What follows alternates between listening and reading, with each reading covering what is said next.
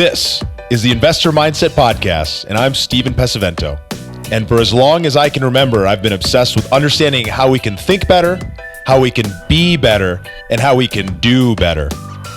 And each episode, we explore lessons on motivation and mindset from the most successful real estate investors and entrepreneurs in the nation.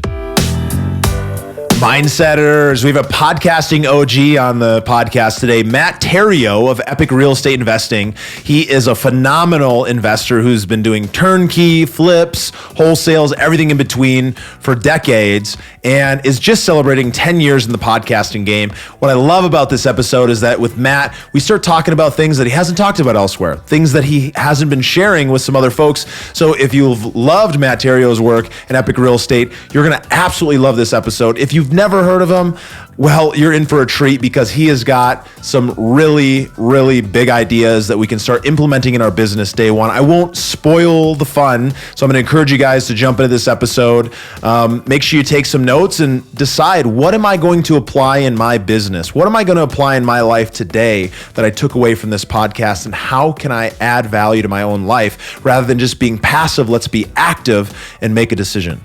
So if you love the podcast, if you've been listening for a while, make sure you hit that subscribe button. If you're brand new to us, hit that subscribe so you make sure you never miss another episode from us. If you love what we're doing, drop a 5-star review on your favorite podcasting app and consider sharing this with a friend. Without further ado, let's jump into the episode. All right, guys, welcome back to the Investor Mindset Podcast. I am very excited. I have Matt Theriault in the studio today. How you doing, Matt?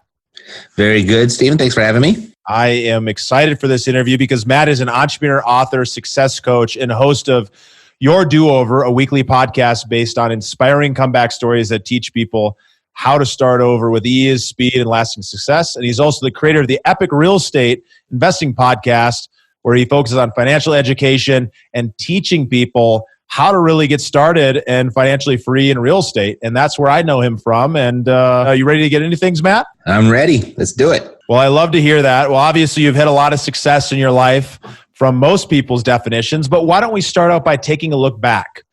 What events or influences from your childhood shaped who you are today? Oh, wow. You know, that's a really good question because I'm probably the only entrepreneur in my whole family. I come from a family of civil servants, a lot of police officers, and my cousin is the youngest battalion chief on the fire department, and everyone just had normal jobs. And I don't really know where it came from. I just knew that working for an hourly wage where I didn't have any potential for making more except waiting for the next annual raise, that just never excited me very much. So I went into a more commission-based type employment in my early life. And I just felt like if I work harder, I get paid more. And I think that's probably where the entrepreneurial part started. And that's where the whole mindset started. That's so interesting because I imagine growing up around all these people who are employees, people who have regular jobs, working for the fire department is a great example. How did that affect you? Did those people kind of look at you funny when you said, hey, I'm going to go try to do this on my own? Or how did that interaction go? Very much so. My first stint as an entrepreneur was in the music business. I was a music producer at a small little record label, but we had major label distribution, did really well for myself. I had made my million, quote unquote, million before I hit 30 years old. And when the digital download came along, it just kind of turned that whole industry upside down. I mean, I literally was having I went from a 7-figure year to $7 an hour in about 6 months. That's how impactful that was to the music industry. And to get to your point or your question specifically, I remember when my grandma would say, hey, how you doing? What are you doing these days? I was like, oh, I'm at the grocery store. I'm working over there. I'm bagging groceries. I get to check every once in a while. And she goes, oh, good. I'm so glad you finally got a real job. And I was like, so to the mindset, to my family, and my grandma specifically, bless her heart, God rest her soul. She really thought like, okay, at least I have a job. Now I get a paycheck and there's a place to go and it's got a big recognizable name outside on the building. And so that's how my family thought of being an entrepreneur. And then my uncle, who, because I don't have calluses on my hands, he thinks that I don't really make an honest day's wage. And so It's so interesting because it's just such a telling tale for everyone, for all the listeners here, that, everyone's got a different view. Everyone's got a different lens that they're looking at the world through. And in your grandma's view, as she was saying there, you were making way more money when you were doing things on your own. It's fractions. It's like almost not even worth going to work. But obviously it was, because it was part of your recreation story. But the fact that she felt more secure for you in that role is so telling.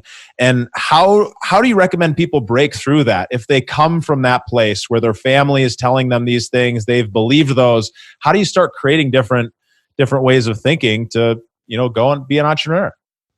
Well, I think first thing you need is the exposure to even know you should be thinking differently. Because if you don't know any different, then how do you know you're supposed to learn something else, right? So I think it was a few incidences or chance encounters with people that were doing really well for themselves, and what they were doing was in no way resembled what I was doing. And so I think you have to have at least a little bit of an eye-opening experience to shift your mindset to even look for something else or look how to do something else. But then from once you had that awakening, I think there's just so much value in personal development and self-education. Is Jim Rohn's famous quote, traditional education will make you a living, and then personal education or self-education can make you rich. And I think there's a lot of truth to that. And there's another part of that where there's a reason they call graduation commencement. I mean, everyone thinks it's the end of their learning, right? And now they're going to begin life. No, it's really the beginning of learning. And I think if you make those investments into yourself as far as what you listen to and what you watch, what you pay attention to, the sky's the limit. And I think that's how you can become a very successful entrepreneur. It's such a big idea because it's those little things that go into your head over and over again that start adding up and telling you whether this is a great idea or this is the dumbest idea ever. But, sometimes you just need that little virus to get in your head to say, I can no longer live the quote unquote normal life anymore. I've got to go this other path. Yeah, and another thing to that is what just occurred to me, because I've never had these conversations before about what we're talking about right now. So this is interesting. But, I'm on my third marriage. And my first two, we had a real conflict on how money should be managed and how money should be made. And so there was the mindset definitely interfered in those two marriages as well. Yeah, I could totally see that. Those are two different value perspectives coming together. And if you can't find a way to bridge them, then you're just going to be rubbing into each other. And it's not really going to work. Exactly. So tell us a little bit about what your primary focus is today as an investor and what it is that you're out there doing in the world. I know you're involved in so many things. You've been in this industry for so long, but I'd love to share with listeners where your current primary focus is. Sure. I mean, I'm born and raised in Southern California. I'm fifth generation actually from Southern California. So I got started as a real estate agent in Long Beach and Sunset Beach, which we discovered that recently, that we had that in common.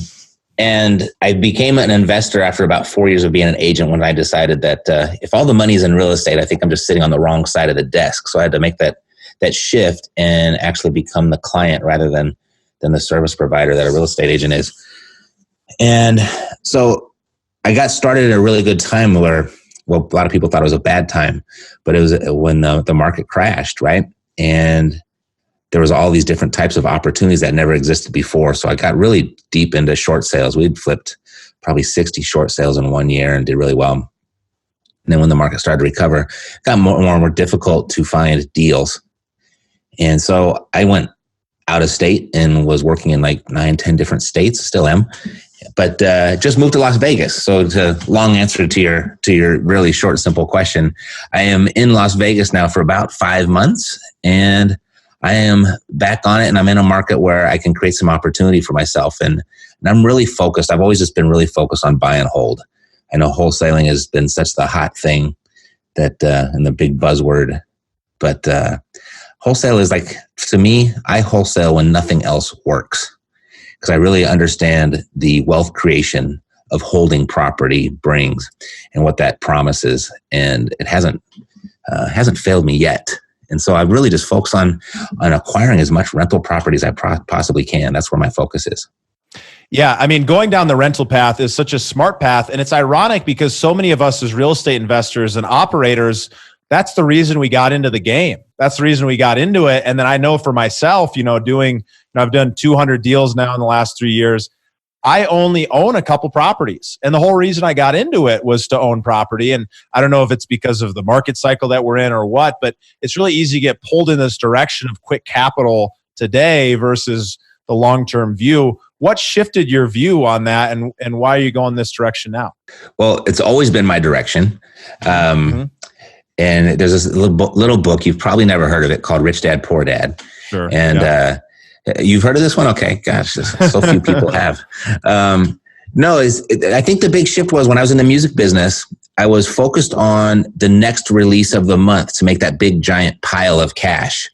And when that industry changed and I was unable to do that, I was out on my butt, right? And I had to go and do a menial thing at the age of 34, like bagging groceries, working with high school kids for their first job. And I'm like, shoot, I was like double their age at the time. And so when I went, the book really just, it taught me the idea of passive income, right? And I speak English. I can take the word passive, I can take the word income, I can put them together and kind of figure out what it is. But the way that book just kind of said, you know what, the goal to get out of the rat race, as he put it, was to get your passive income, your monthly passive income, to exceed your monthly expenses. And he said something very clear, very succinct in there, very distinct, was you might not be wealthy right at the beginning, but you'll at least be free. And this hit me at a time in my life where I was a slave, right? I had to have that $7 an hour job. I was very, very far from free. So I think that message at that time resonated with me in a very different way than maybe most people. So I've never forgotten that. And that was such a painful experience in my life and such a low point. I was like, I'm never going back. And so it's always been about owning rentals for me. And wholesaling has always been an afterthought. I wholesale properties when nothing else works. Right. So that's always been my focus. And gosh, here I am. Thank God I got probably getting close back to 60 properties now. And I've got about 45, 50 notes, and all produce a monthly residual income. I don't care what the market does. I am not afraid of market shift at all, because I'm positioned so well in my whole portfolio that my income is not going to be a blip, right? It's such a good reminder because having that security for you makes you know almost without a doubt that you're not going to ever have to go back. You're not going to have to go back to that place. You've developed these skills, but not only that, you've developed and hold on to assets that are actually generating you the kind of income that you really truly need. Yep. And it all just comes from, I guess, what you just said, like, I'll never have to go back. I'm going to make darn sure I never have to go back. And so I think a fear of that has really driven me and been able to, I guess, fuel and produce to what I've been able to produce. So many people, after losing it all, filing bankruptcy, having to completely change industries, and you're working, making $7 an hour bagging groceries. So many people would have just said, man, I'm just going to go back. I'm going to get a different type of job. I'm going to go and work in a corporate, secure environment. How did you break out of that? How did you make sure that wasn't going to be the case for yourself and you weren't going to stay down? You were going to get back up again and fight again? There was a specific day at that grocery store where they were short checkers. So I got promoted for the day from bagger to checker. And as I was scanning this one lady's groceries, and if you have an idea or a mental image of what a soccer mom looks like, a wealthy soccer mom. She was right from Hollywood casting. She had been perfect. She had the little dual side-by-side baby stroller. She was in her little tennis outfit, like she just came from her tennis lesson. And she was on the cell phone, and she was multitasking and not paying any attention. And when it came time for me to give her for her to pay for her groceries, she opens up her wallet. And out of her wallet fell her ATM receipt. And I couldn't help but sneak a glance. And I looked at that receipt, and it was $265,000 was her balance. And that was a very significant number for me, because when I was in the music business, just maybe thriving 8-9 months before that very day, anytime I hit 250 in my bank account, that signaled that it was time to make a transfer. And I realized, wow, it's been 8-9 months since I've seen that in my bank account. And if I continue to do what I'm doing right now, I will never, ever see it again. So that was the big shift, because I was there. I was there for like 6 months, and I was like, had to wake up. I was like, God, if I don't do something else, this is it for me, and I'm never going to see that again. So that was the big moment where I was like, okay, dust yourself off, get back up, and try again.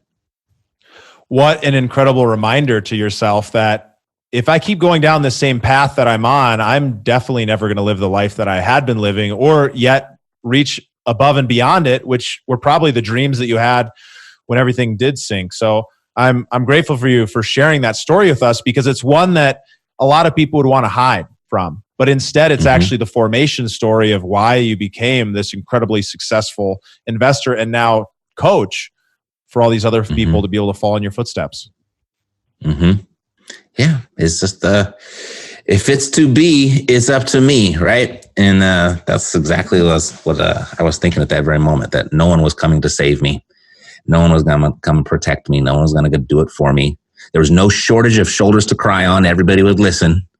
But when it came down to it, it was like, oh, poor Matt, you'll get back up on your feet. But no advice, no guidance, no instruction on how it might happen. So you had to go figure it out yourself.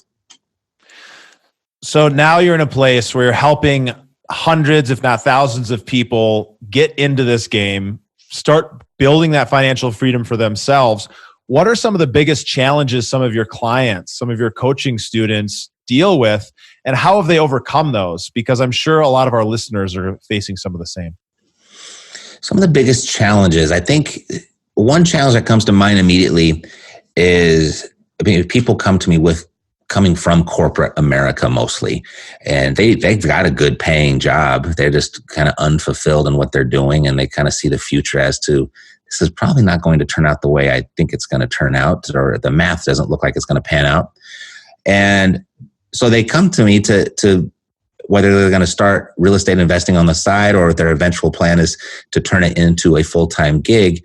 I think the biggest challenge a lot of them have, having never been an entrepreneur before, is making this transition from an employee mindset to an entrepreneur mindset. Two totally different things. Because this sounds really, really glamorous and exciting to become your own boss, which is an expression that we've heard frequently over the last years. You want to become your own boss, be your own boss. You want to be in charge. You want to call the shots. And so people make that transition because it sounds really good, but I think what they fail to realize is when they make that transition, especially in the beginning, they also have to become their own employee. And so they got to actually work, and holding themselves accountable to work for themselves is very different than being held accountable by a boss to work for them. And I think that's a big challenge for a lot of people. And most of them will, if they stick with it long enough, they'll figure it out. They have no choice to, because it'll get kind of painful if they don't. But I think that's the big transition people underestimate. It's such a big true statement, because, so many people that I talk to, they say, hey, I'm so excited about going off and doing my own thing. And then I talk to them a little bit later and they haven't done any of it. They haven't made that progress. They know what to do, but they're not doing it. And so how do you recommend people overcome that? Well, don't quit your day job until that side hustle is producing enough income to replace your day job's income. I really think that's, and you can totally do it, but people just don't want to do it. They want to quit far too soon, and they want to quit way too early. And I think produce some results, produce some success, produce some consistent results and success with the side gig before you actually make that leap. Yeah, it's so very true. I mean, I took a very different path, but I had a different mindset going into it, and I was in a place similar to you where I I didn't have nothing, but I didn't have a lot to lose. And for a lot of people, they have a lot to lose. And that stress that builds on you if you're not actually producing, it's hard to handle when you have other people that are relying on you versus just, you taking care of yourself. Yeah, totally. And that can be a whole other stress by itself. Sometimes, wholesaling or real estate investing, sometimes it gets a bad rap. People start thinking, oh, well, what you're doing is harmful, or maybe you can't actually get the results that you're talking about. Why do you think people believe that, and how do you overcome that if you're going out there and trying to raise money, or you're talking to different homeowners and things like that? Well, no one I think you should be paying attention to people that are doing it and people that are successful doing it. Having had a podcast, we just passed our 10-year anniversary, and having an internet presence, you get trolled a lot. You get a lot of comments. You get a lot of haters. And I can promise you that no one that's ever trolled me or hated on me is more successful than I am.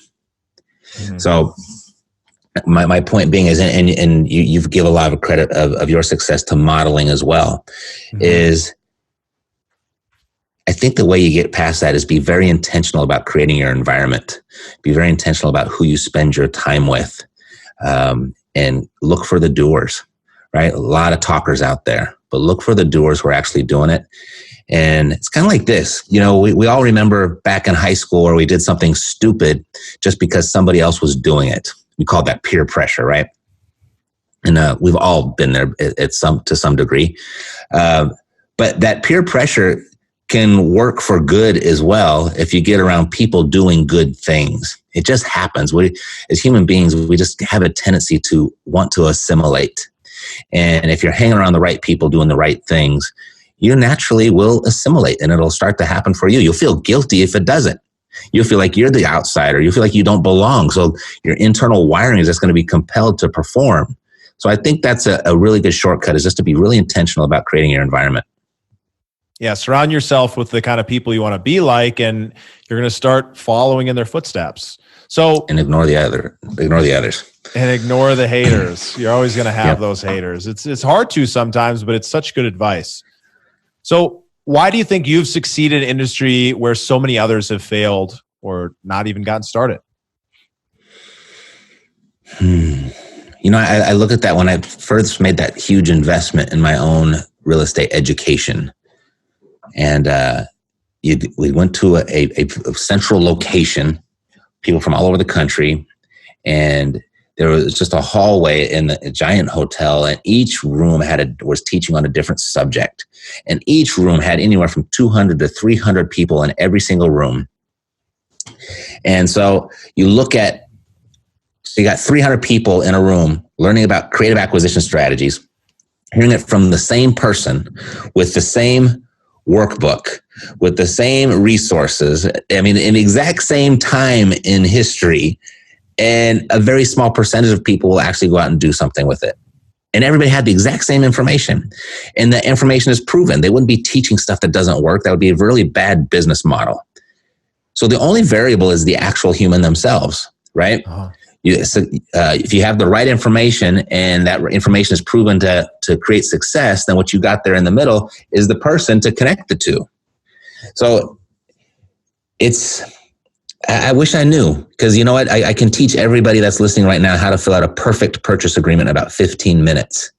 But why you don't get up and write one every single day, that has more to do with the 6 inches of real estate between your own two ears than it does the real estate that you're trying to buy and how difficult your market might be. And I think people just have to, Tony Robbins says we're all motivated by either a desire for pleasure or a fear of pain. And I think, sadly, I think most people are motivated by pain, and they just haven't felt it enough yet to do enough about it to make a difference. I think that's so true. And I mean, that's really why we do what we do here at the Investor Mindset. And it's a hard thing. It's a hard thing to make personal change, but it's very doable, and it can happen very quickly if you're in the right environment, if you're surrounded with the right people. But it takes having those right thoughts and beliefs to actually take that action. So for everyone listening here, if you feel like you're falling into that, like you're just not getting there, don't give up. Just know that you just have to focus on how can you get yourself in alignment so that you can actually start taking these steps and apply some of the stuff that Matt would be teaching. So on a success front, how do you define success and what is success to you? For me, it is, I know I'm being successful when I had a coach one day, just spent the day with him, Mr. Dean Jackson. And he has these rules, and he has 5 ways that he finishes a sentence. It says, I know I'm being successful when, and fill in blank. And the one that stuck with me that he shared, that is, says, I know I'm being successful when I can wake up in the morning and do whatever I want that day. And he had like 4 or 5 other things that are really good, but that's the one that I just remember. It's one that's at top of mind, and that's kind of my definition of success. And at this point along your current journey, do you feel like you're successful with that definition in mind? More times than not. I mean, there's still days where I got to get up and do stuff I don't want to do, right? But that's just kind of the nature of being an entrepreneur and running a business. And when you have big dreams, it's not, I mean, if we only, to be successful, if all we had to do is get up and go to work on the days we felt like it, everybody would be a success, right? But yeah, more and more, that balance is starting to come back in my favor. So for all you listeners out there who feel the same as Matt, just remember, this guy's been doing this for a long time. He's extremely successful by many people's definitions, but we all have those times where we're just like, man, I wish it could be a little bit better. So just keep getting back up and doing good things. And Matt, tell me, what are some of your keystone habits, the things that you do on a daily or weekly basis that have helped lead to some of that success in your life? See, I know habits is a really popular thing right now, and I don't have like rituals or a morning routine like I probably should. I think the habit is and I don't know, it's probably more subconscious than anything, but I'm very connected, and it's funny that we've been talking about this today because I haven't really like articulated it in this way, I guess. But I'm very connected with what's the alternative if I don't do what I'm supposed to do today, right? I mean, we all know, gosh, if I go and work really hard, I'll be successful and I'll make a lot of money and everything's going to be great. But I think I'm more connected with, what if I don't get up and do those things today? That's probably what really drives me. So I think the one habit I have with my assistant, we do this back and forth. Every day, we go ahead and we use Slack to communicate, and we communicate the 5 things we're going to get done today. And so we start our day with that. So that's about as much of a habit as I've got.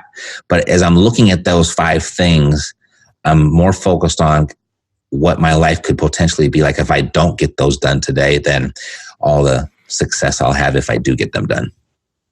That's a great question to ask yourself. It kind of puts things in perspective for sure.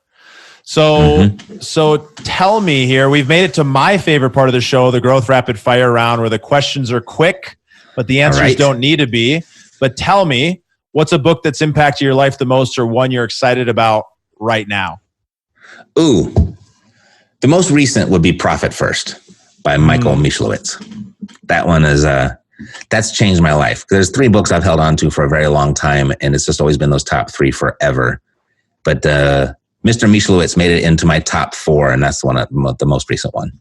Well, I've heard such good things about that and read most of it, and I think it's something that will totally change your business. If you guys haven't read that, definitely check that out. So from an inspiration standpoint, we all have a lot of different mentors in our life, but talk to me a little bit about how mentors have impacted yours, and how do you recommend, or how do you look at going and finding great mentors in your life? No, mentors are essential. I think I wish they would have taught us about mentors or coaches in our senior year of high school, at least, right? We're all taught that cheating in high school is a bad thing, but you can't copy the person next to you. That's cheating. But when you get out in the real world, that's actually really good business. And if you can copy somebody that's doing stuff really well, it's a real big shortcut. So find that person for yourself and pursue them, and then do what you can to become of value to them first, and do it without any expectation as well. Because it might not be that person that reciprocates their mentorship. But I'll tell you, that type of practice, it leads to a lot of good stuff and what I like to call miracles, meaning just stuff that's unexpected that you didn't know you wanted or didn't know you needed are going to happen from that type of practice. That's so powerful. That's so very powerful. And finally, in closing, from a purpose perspective, what drives you to live your best life every day? My son, my 8-year-old. There's a meme of several years ago of the lion looking down at the little lion cub.